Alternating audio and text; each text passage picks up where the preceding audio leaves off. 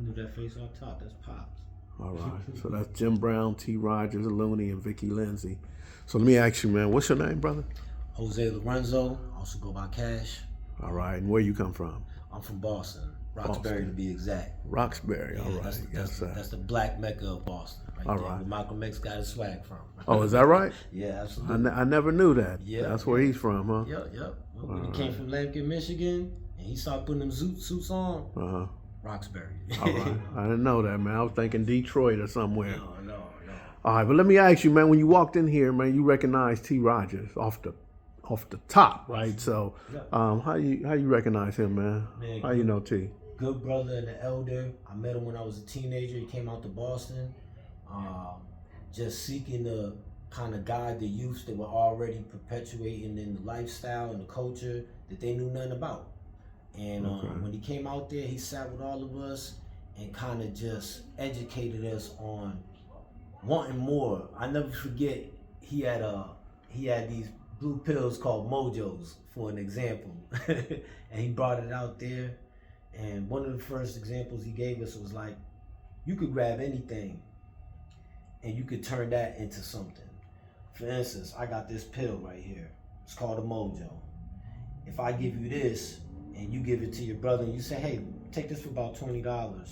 Instead of selling this narcotic, this is something, a stimulant when it comes to the bedroom, whatever. It was a funny example, but the point is he got our perspective to thinking the same ambition we use and drive when it comes to that hustling dream that we was fed, we could apply that to any material.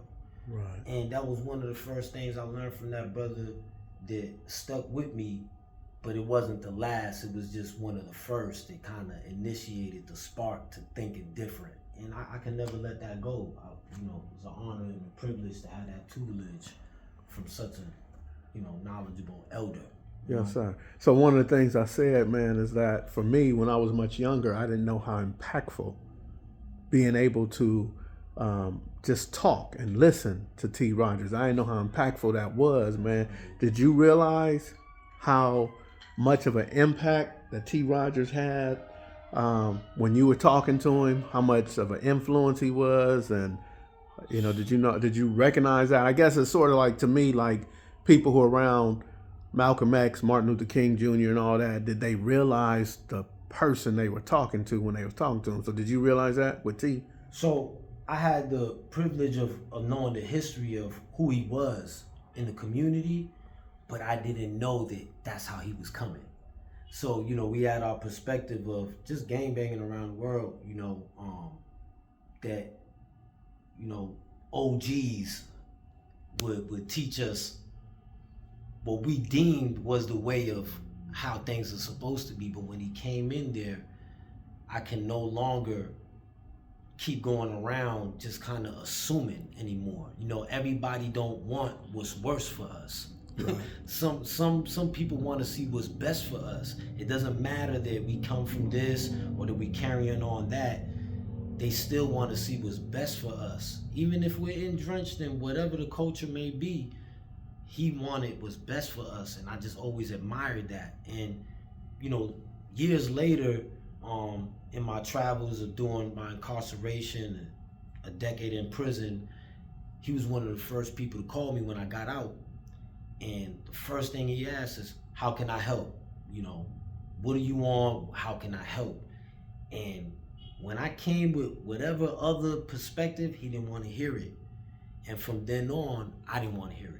When it came to they know, don't call me and ask me nothing about this aspect. What you on? What you got going on? How you campaigning? How you pushing on? What are we building? How are we collaborating? That's the main thing that he taught me, is collaboration, community collaboration. Without community collaboration, you can't do nothing on your own. And so y'all got this going on over here. You got this going on over there. I got this going on right here. That can help this aspect, that can help this aspect, and that can help each other right there. And we didn't realize that it was that simple, because it is. It's just about pushing the ego away and nobody being bigger than the program. That's what we on. Let's do it. And honor and a privilege, like I said. You know. Yes, sir. Man, I appreciate that, man. A lot of people know T. Rogers, but they think of him as something different. They think of like a gang member, a gang leader, and man, everything that he did around me and that I saw was always about empowering the people, man. I didn't know he had an impact on Boston as well. Absolutely. I mean, you got people that call him Pops. That's how we refer to him. That was Pops. Yeah. And, you know, I can have the honor to say he was an elder to me and now an ancestor. You know, he then transitioned on to being an ancestor. So when I tap in and I let loose of where we at right now and I look for guidance, I just pay attention. I know between him and Boston, that's who I had in my corner telling me when it comes to this nonprofit, when it comes to this positivity, this is what we want. This is what we want out of you. We didn't want that other stuff. This is what we want out of you. This is more impressive than anything else you done provided. You know? Right. So you mentioned the name Boston, and people might think you're talking about the city, man. Tell us who Boston is while we got T. Rogers up here real quick. Absolutely, Anthony Clay. Anthony Clay, that's my big homie. You know, without him, I wouldn't even be entrenched in the culture. I had the highest honor to say that's my big brother who made sure I finished school. Right. I mean, we talking about he dropped me off when I didn't want to go. When I wanted to sell drugs 100 miles a minute, because I thought it was impressing my big homies, and I'm young and in charge. Fool would pick me up. No, go take the class, finish the class. We'll see you after. Whatever you want to do after, as long as you finish this class. Same thing when it came to get my license. Same thing with any type of legitimate move where something was in my name, whether it was opening a bank account. It didn't matter. These things that I didn't learn at home from my own parents, I learned from that brother right there. And true, I'm getting goosebumps talking about that brother right there. I wouldn't be who I am to this day if it wasn't for his tutelage. And you know, I hate that people think we can't learn from so-called gang members. It's just a tribe to me, you know, and I looked at it without that experience, without that tutelage, somebody would have led me even deeper astray, you know? Right. And because they would have took advantage. I was just a young soldier, you know, in my head, and whatever it was, and whatever my elders said, that's what we on, that's what I was on. So I had I was lucky to have him specifically guiding me and saying, this is what we on. If you ain't on this, then go ahead, you know? And I didn't want to disappoint. And so that's why I keep it going. I keep carrying on. You know, I'm trying to come back and forth between Boston and LA, bring the same type of opportunities that we seeking out here, because, you know, this is I would say the first biggest homeless population and incarcerated population. So it fits right in there. If I can make it happen in LA, then I know that the rest of the country could trickle down and we could start changing the narrative on when it comes to homelessness and housing and formerly incarcerated individuals being citizens again. Yeah. You know, we stripped of that once we go into that slavery. You know what's so crazy though, man, is as a youngster, you know, I knew Boston.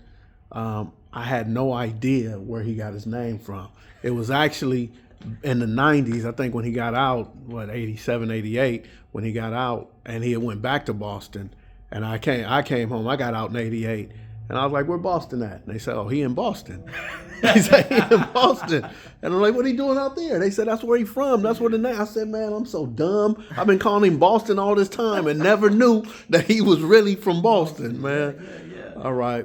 But I appreciate you, brother. I appreciate you coming out here. Appreciate you having a few minutes to holler at me, man. Tell me a little bit about your relationship with T. Rogers, and definitely had to throw Boston in there, man. Absolutely. Roxbury Riches, is that what it say? Yeah. All right. You know, appreciate you, man. man. The Black Mecca of Boston. You know, people Black think Mecca. It's just white people up there. No. We have a whole culture, Caribbean culture. Cape Verdeans, y'all never heard of Cape Verdeans? No, what the hell is a Cape Verdean? Cape Verdean is islands off the coast of Africa, mixed African Portuguese people, beautiful people, beautiful culture, very war-ridden, and it translated into our city. But it's another thing that's being worked on. You know, we have culture wars, and those things are coming together finally. And you know, it's a rich culture out there. You know, people didn't know that. And like you just said, Boston was out there in 1989. He started raising guys like me up. You know, so it's an honor and a privilege. Man, I appreciate you, man. And let me say one last thing too. Yes, sir. As I mentioned these great elders, you got to know that your name is up there with them. When we talk about elders that want to see somebody do more than what it is that we are looked at as. Your name is there, it's ringing bells, it continues to ring bells, it's been ringing bells, and I just want you to know, and I want the people to know that, you know, you up there with them. You know? No, I don't want to be up there. They all dead, man. I don't want to get up there, man. Don't put me on that wall, man. Not on the wall. Okay, all right. I appreciate it, man. You know, in wisdom aspects. Yes, sir. I appreciate it. Thank you for that. Yes, sir. All right.